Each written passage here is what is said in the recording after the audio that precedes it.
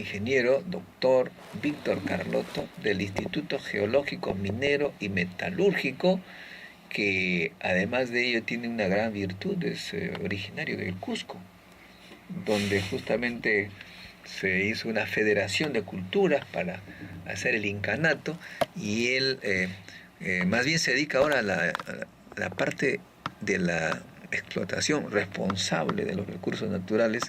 ¿Cómo, Víctor, puede conjugarse este aspecto que hemos escuchado de respeto a la naturaleza con la explotación minera que tantos problemas está causando, porque las comunidades un poco que se oponen a ello, aparentemente? Gracias, Modesto. Bueno, en primer lugar quiero decir que el Instituto Geológico promueve las inversiones mineras, es el rol, y tiene otra parte que es la parte de concesiones. Hacemos investigaciones geológicas en todos los ámbitos, desde la geología ambiental, la geología regional y económica.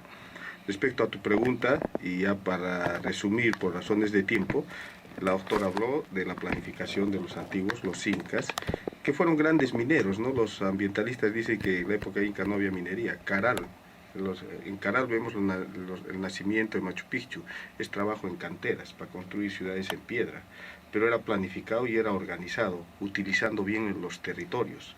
Y eso es lo que nosotros estamos promoviendo en GEMED a través de nuestros estudios geológicos, la utilización adecuada y planificación del territorio.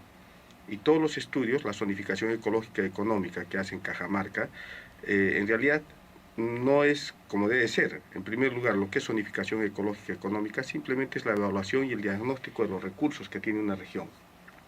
Y con esos estudios, que son técnicos, científicos, se pasa a una etapa que es el plan de ordenamiento territorial, donde nosotros estudiamos territorios, pero no para excluir actividades, sino para realizar el mayor número de actividades respetando el medio ambiente.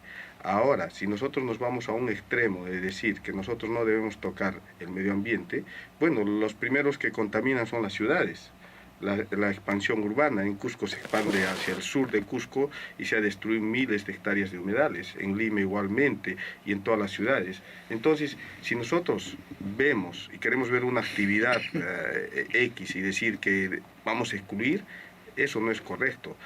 Hay que ver la parte técnica y científica, y después viene la parte de toma de decisiones políticas, pero hay otro problema social, económico, pero la parte técnica y científica es la base, es la pirámide, y eso nadie lo puede cambiar. Ciertamente, yo recuerdo haber escuchado por primera vez el tema ambiental en los años 80, 85, cuando antes no se hablaba del tema, se destruía pues sin ningún problema. Me hace recordar Chimbote, tan bello que era, los años 50, había un humedal hermosísimo al cual entrábamos a bañarnos en los canales, una cosa extraordinaria, peces de todo color, aves. Ahora está hecho una pampa con casas así totalmente construidas sin ningún respeto a la naturaleza. Y ni que hablar pues de la bahía de Chimbote, que era un paraíso, arena blanca, turista que venía de todos lados, en el hotel de turista haber hecho hasta un muladar, ¿no? Un charco realmente inhumano, insano. Pero eso era el pasado. Y las minas, ni qué hablar. También. Han dejado pues cualquier cantidad de, le llaman pasivos mineros, una especie de eufemismo para no decir veneno, ¿no? Entonces hay un pasado que efectivamente hace dudar a la gente, a las comunidades. Es un pasado duro que tiene que ser obviamente cambiado con buenas modales por lo menos, pero aparentemente eso no existe. Víctor Carlotto es científico, hace un análisis científico de las cosas, pero tengo la impresión que las instituciones científicas en el Perú no son consultadas a tiempo. En el caso de Conga, por más que he preguntado a la gente que trabaja en los institutos del Estado, al último fueron un poco consultados por una comisión internacional. El IPEN tampoco es consultado, el CENAMI, etcétera. Aparentemente las empresas privadas contratan consultorías extranjeras o privadas, pero no a gente que se dedica a la investigación. ¿O es una idea falsa que tengo, Víctor? No, en realidad ese es un problema en el Perú que no hay referentes institucionales, los pocos referentes científicos tampoco no son considerados, es decir, en el país todo el mundo habla de ciencia, de tecnología, cuando salen autoridades, etcétera, gente prominera o antiminera, ¿no?, que hay en la televisión, y todos hablan de hidrogeología, de geología, de arqueología, y no lo son. Y cuando uno habla y uno está sentado, ve pues las cosas terribles que hablan, ¿no? Entonces, ese es por una parte. Por otra parte, efectivamente hay instituciones y hay profesionales de alto nivel que, bueno, debían tener una palabra oficial en el caso de las instituciones oficiales, y en el caso de Conga, en los peritos internacionales que vinieron a Perú, pasaron por Ingemet porque querían tener una información de la geología regional. Pero eso fue, digamos, ya posterior. Posterior, por supuesto. Y nosotros elaboramos un informe bastante técnico, claro, o sea, puramente técnico y científico, donde se demostraba que todo el substrato, el basamento sobre el cual se emplazan estas minas, es de material impermeable. Los famosos acuitardos, que salió mucho en la televisión, que es una terminología que nosotros utilizamos, o los hidrogeólogos utilizan, lo explicamos de manera simple, y que era un sustento de la gente que decía que Conga no podía ser viable porque ahí teníamos un colchón de agua. Entonces no lo es. Sobre este tema vamos a continuar un poquito, para que ya el tiempo, vamos a continuar, no te estoy cortando, Víctor, disculpa. Regresamos en unos instantes para continuar con esta conversación. Dicho sea de paso, Víctor, acá tratamos a lo máximo de invitar políticos, no a los intereses electorales, solamente a científicos, un enfoque científico de los problemas nacionales. Ese es nuestro objetivo. Bueno, yo estaba mencionando que el Ingemet sacó un informe respecto a las características geológicas de las rocas, de los acuíferos de la zona de Conga y alrededores, donde previamente nosotros, y digo previamente y felizmente, hicimos estudios en la región de Cajamarca alrededores entre el 2004 y el 2006 con una publicación con los checos para hacer la evaluación de fuentes termales. Y ahí hicimos la caracterización de todo el conjunto de rocas, con laboratorio, pruebas, todo. De tal suerte que en el informe que hicimos para los peritos tomamos toda esa base, esos análisis, para que algunos que puedan decir, bueno, este informe ha sido preparado expresamente para, no, sino que había todo un antecedente de estudios de la región, donde demuestran que estas calizas que afloran en gran parte de la zona de Conga son pues rocas casi impermeables que no forman un acuífero, pero sí en Conga hay un acuífero superficial de unos 30 metros que capta las aguas de lluvia, y que rápidamente, en 2-3 meses, los manantes que se forman desaparecen, porque son estacionales, no es un gran acuífero, ¿no? Entonces, muy bien, eso es lo que nosotros lo demostramos con nuestros estudios. Pero yo tengo entendido, Víctor, que falta un estudio contundente que se llama el uso de los trazadores para colocarlo en un sitio y para ver si es que hay qué grado de permeabilidad o impermeabilidad tienen los acuitardos. Eso no lo han hecho ustedes, solamente han estudiado las características de la roca. Falta la medición final. Sí, pero bueno, sí, pero en el caso de esto... ¿Estás de acuerdo que hay que hacerlo? Hay que hacerlo, pero eso va a tardar años, pues, porque con esta roca, que es impermeable, se han hecho medidas de permeabilidad. No me acuerdo exactamente si son 2 o 3 metros por año, que es la velocidad del agua en este tipo de rocas. Entonces va a tardar muchos años, se va a hacer, pero ya todas las pruebas de permeabilidad, de todo esto que hicimos nosotros, y que también está, yo no quiero defender, pero está en el estudio de impacto ambiental, donde hay estas mediciones, ¿no? Es decir, que ese substrato no es un acuífero, eso está demostrado. Dicho sea de paso, amigos, les contaré que es el Instituto Peruano de Energía Nuclear, que es el que domina estas técnicas de los trazadores, demostró que el agua que llega al río Rímac tarda 30 años en llegar a los pantanos de Villa. Y eso significa que los pantanos de Villa deben ser tratados muy, muy cuidadosamente, porque si se contamina los pantanos de Villa, pues esa contaminación durará décadas. ¿Cuál es tu opinión, señor rector? Su opinión, perdón. Bueno, yo lo que puedo observar indudablemente no es técnico ni nada, sino en todo caso sería histórico y social. ¿Por qué se oponen los pueblos? Por la desconfianza, porque las inversiones mineras mucho mintieron, ofrecieron y no cumplieron, entonces, y han dejado saldos de pobreza, de deterioro, de saqueo.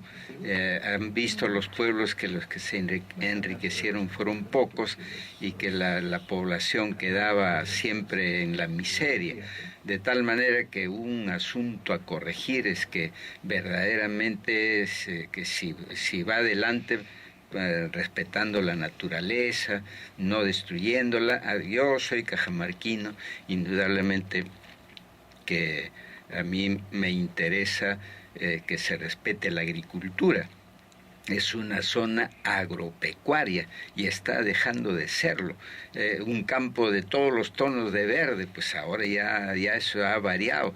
Yo de niño he visto cómo se alimentaban a las vacas con alfalfa y ahora les he visto a las vacas que pastan ahí un césped, ¿no? Y ya no he visto las vacas que veía en mi infancia. Yo también. Así que producían 60 litros de leche diarias, 30 en la mañana, 30 en la tarde, y que seguramente pesaban 700 kilos, eran unas señoras vacas, ¿no? Y eso da pena, porque se destruye una cultura ancestral de herencia agrícola, que es lo que nos da a nosotros bastante identidad, y en aras de una actividad que ha figurado como depredadora, ¿no? Es no renovable, además. Así es. Ahora, los antiguos peruanos, eso es, ni qué decirlo, está totalmente demostrado, trataban al agua como prácticamente una divinidad. Lo hemos visto en Chan Chan, como hacían una serie de pozos que se bajaba en espiral, hasta una piscina ceremonial allí que usaba el acuífero, y Chan Chan está más o menos alto, o sea que dominaban las técnicas hidrológicas. Cuéntanos, Ruth, de tus estudios, de tus investigaciones, ¿cómo eran los antiguos peruanos de punto de vista de un hidrólogo, digamos, moderno? ¿Los vería como retrasados, primitivos o...? Nada que ver. Yo creo, como lo dije al principio, ellos tuvieron una visión integrada con expertos, especialistas, científicos que estuvieron trabajando en ingeniería hidráulica, por ejemplo, si se trata de acuíferos. Y eso se nota en la tradición hasta el día de hoy, ¿no? Porque la tierra es la Pachamama. A la tierra hay que quererla, hay que tratarla. Al agua es la mamacocha. Igualmente, son parte de nosotros mismos, estamos con ellos. Es esa naturaleza donde se dan las relaciones entre los seres humanos. Entonces, tenían que manejar con respeto a esos recursos y mantener un equilibrio y armonía con ellos. Eso no ha quitado que con el significado fuese también el conocimiento. Avanzaron muchísimo, a tal punto que, como lo he comentado varias veces, los peruanos a veces no sabemos que hemos tenido ingenieros hidráulicos que se adelantaron en más de 6 siglos en conocimientos de ese campo a Europa y al resto de América, como lo ha dicho un ingeniero hidráulico belga, Charles Ortloff, en un libro. Eso debería transmitirse en los programas de educación, porque afirmarían más la seguridad en los educandos y también el respeto por lo que hemos sido y cómo debemos tratar a la naturaleza en nuestro territorio.